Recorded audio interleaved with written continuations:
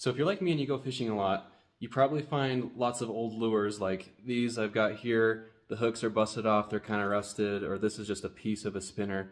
And I've always liked fixing up old lures and making my own.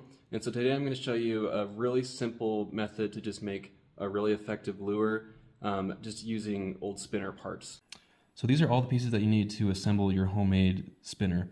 And this piece right here is going to be the hardest piece to come by. I always get mine from just finding them places. If you just look along the banks wherever you fish, you can always find broken lures, or trees are an excellent place to find old lures. If you can't find one, you could be creative and make your own with an old piece of metal or something, or even take your old lures that you just find haven't worked well, and if you want to switch it up, change it into something new, you can disassemble your old lures and get that piece. Once you have that piece though, that's the hardest part. Then these are super easy. You can just buy them at Walmart in packs, these little barrel swivels, along with these rings. Each of those come in a pack of like 100 for around $1 or $2, so they're really cheap. And then of course your hook, which I just use lure replacement hooks, or any treble hook will really do. The next part of assembling your lure is going to look something like this.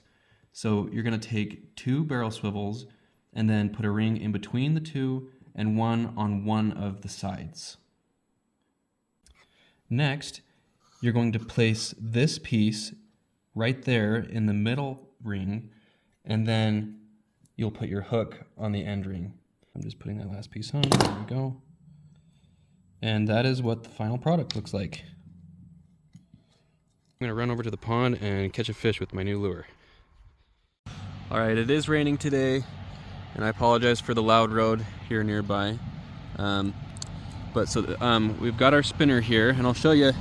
It moves very well in the water, just like any other spinner would, and you can see that there.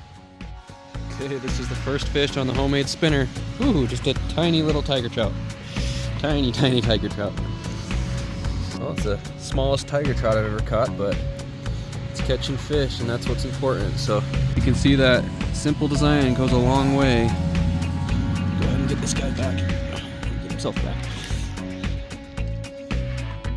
If you appreciated this video, please give me a like and a subscribe, and we'll see you on the next one.